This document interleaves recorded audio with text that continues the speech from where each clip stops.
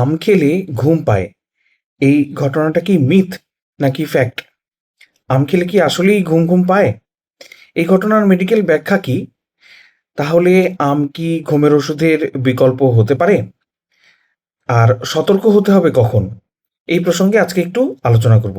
আসসালামু আলাইকুম, আমি doctor Rafsan, Dhaka ever care হাসপাতালে অ্যানেস্থেশিয়া অ্যান্ড পেইন মেডিসিন বিভাগে অ্যাসোসিয়েট কনসালটেন্ট হিসেবে কর্মরত আছি। তাহলে আজকের যে প্রসঙ্গটা, যে আম খেলে ঘুম পায় কিনা, আমি যদি একেবারে সংক্ষেপে বলি, তাহলে বিষয়টা হচ্ছে, হ্যাঁ, আম খেলে ঘুম পায় এই ঘটনাটি একেবারে পুরোপুরি মিথ নয়। আবার এই ঘটনাটি সবার জন্য একেবারে ফ্যাক্ট তাও নয়। তাহলে এটার মেডিকেল ব্যাখ্যা কি?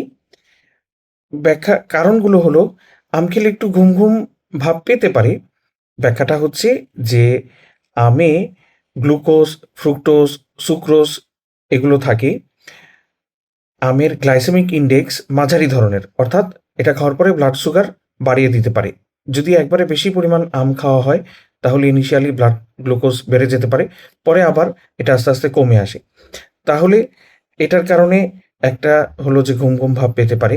এছাড়া বেশি পরিমাণ খেয়ে ফেললে সেটা হজমের জন্য আমাদের অন্ত্রে বা খাদ্যনালীতে, পাকস্থলীতে ব্লাড প্রবাহ, রক্ত প্রবাহ বাড়িয়ে দিতে হয়। এটার কারণেও একটু ঘুম ভাব পেতে পারে।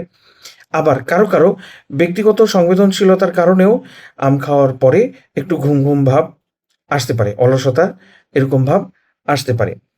তাহলে কি আম ঘুমের ওষুধের বিকল্প হতে পারে?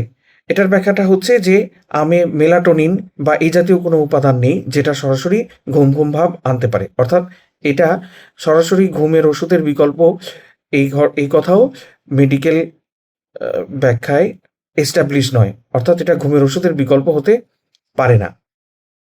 এখন তাহলে সতর্ক হতে হবে কাদের ক্ষেত্রে? যদি দেখা গেল যে আম খাওয়ার পরে অস্বাভাবিক পরিমাণ ঘুম ভাব হচ্ছে, বা অস্বাভাবিক পরিমাণ দুর্বল লাগছে, কিংবা অনেক বেশি তৃষ্ণা লাগছে, কিংবা অনেক বেশি বা বারবার প্রস্রাব হচ্ছে, এরকম যদি হয়ে থাকে, তাহলে অবশ্যই রক্তে গ্লুকোজের লেভেল স্বাভাবিক আছে কিনা, ডায়াবেটিস আছে কিনা, সেটা পরীক্ষা করে নিশ্চিত হয়ে নিতে হবে। সবাই ভালো থাকবেন, সুস্থ থাকবেন। ধন্যবাদ।